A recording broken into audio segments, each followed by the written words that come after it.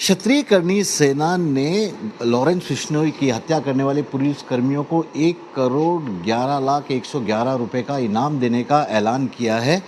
लेकिन इस पूरे मुद्दे पर राष्ट्रीय करनी सेना की ओर से क्या सोचा जा रहा है, क्योंकि जो ये इनाम की घोषणा की गई उसके पीछे ये कहा जा रहा है कि सुखदेव सिंह गोगामेडी जो कि राष्ट्रीय करनी सेना के ऐसा अध्यक्ष थे, उनकी हत्या की थी लॉरेंस बिश्नोई के शूटर्स ने और उसी का बदला लेने के लिए इस तरह की बात कही जा रही है।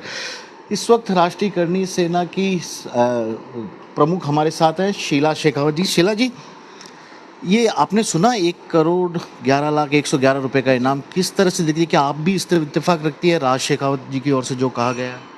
देखिए, पहली बात तो मैं ये आपको बता दूं कि करनी सेना बहुत बड़ी है और इसमें इतने करनी सैनिक हैं कि मतलब जिसका अंदाज़ा अभी तक नहीं लगाया जा सकता। और आपको एक बात याद होगी कि सुखदेव सिंह गोगामेडी एक बात कहते थे कि मैंने 500 सुखदेव सिंह ऐसे तैयार किए हैं जो मतलब सरकार को नानी याद दिला सकते हैं। तो 500 नहीं, अब 5 करोड़ हो चुके हैं, वो करनी सैनिक बढ़ चुके हैं। तो अब वो करनी सैनिक क्या डिसीजन लेते हैं, वो अब पैसे बोलते हैं या फिर नहीं बोलते हैं, ये उनकी भावना है, ये उनके विचार हैं। वो करोड़ों देते हैं या नहीं देते हैं। बाकी मैं तो आपको एक बात बता दूं कि एनआई में जो हमारी चार्जशीट पेश हुई है उसमें लॉरेंस बिश्नोई का नाम नहीं है, उसमें रोहित गोदारा और ये गोल्डी बराड़ का नाम है। और इन लोगों पे ही अभी जो केस है हमारा वो चल रहा है, तो लॉरेंस का कहीं नाम नहीं है अभी तक। लेकिन जो राज शेखावत जी है उन्होंने तो ये कहा कि सुखदेव सिंह गोगामेडी जी की जो शूटर आए थे वो लॉरेंस बिश्नोई ने भेजे थे, इसलिए हम बदला लेना चाहते हैं उस घटना का। तो जैसे हमारी एनआई से बात हुई, एनआई बड़ी एजेंसी है, तो ऐसी बड़ी एजेंसियां अगर हमें बता रही हैं कि लॉरेंस का कोई हाथ नहीं है, हमारी बात हो चुकी है, तो अब मुझे तो नहीं पता इस बारे में कि अब मैं क्या कहूँ, क्योंकि हमें तो जो मेन टारगेट हमारा लग रहा है वो रोहित गोदारा और ये गोल्डी बराड़ है, क्योंकि इनके ऊपर ही हमारा सारा केस चल रहा है। और 3 जो अभी अपराधी जेल में हैं जो यहाँ पे शूट करके गए हैं, वो न कि अब हम हमारा ध्यान भटकाएं, क्योंकि यहाँ पे ध्यान भटकाने वाली बात है। लॉरेंस वाला मुद्दा अलग है और ये मुद्दा अलग है। बाकी अगर कोई करनी सैनिक ऐसा कुछ करता है तो देखिए, करनी सेना है, अब वो कौन व्यक्तिगत कुछ भी करे, इससे तो देखो वो खुद ही जाने। फिर शीला जी, आप लंबे वक्त से, आप केवल आप ही नहीं, पूरे राष्ट्रीय करनी सैनिक जितने भी हैं देश भर के, वो इंतजार कर रहे हैं इंसाफ का।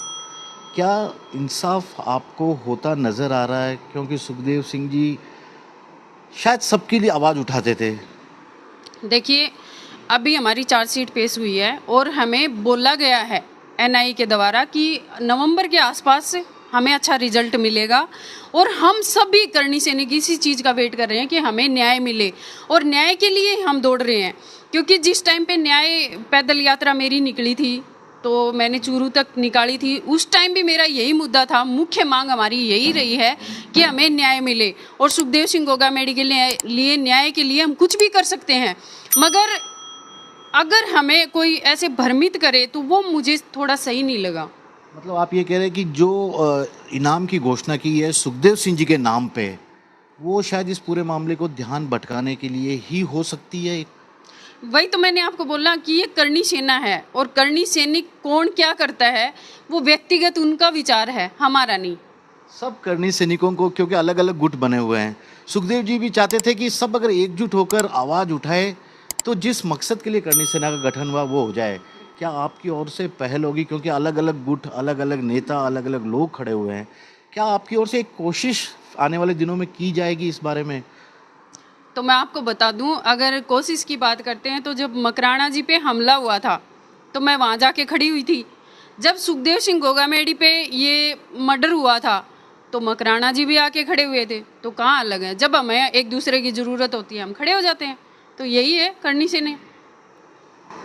शीला शेखावत गोगामेडी हैं, साफ तौर पर कह रही है कि जिस तरह से लॉरेंस बिश्नोई पर इनाम का ऐलान किया गया है, शायद वो इस पूरे मामले से जो जांच आगे चल रही है उससे ध्यान भटकाने की कोशिश है।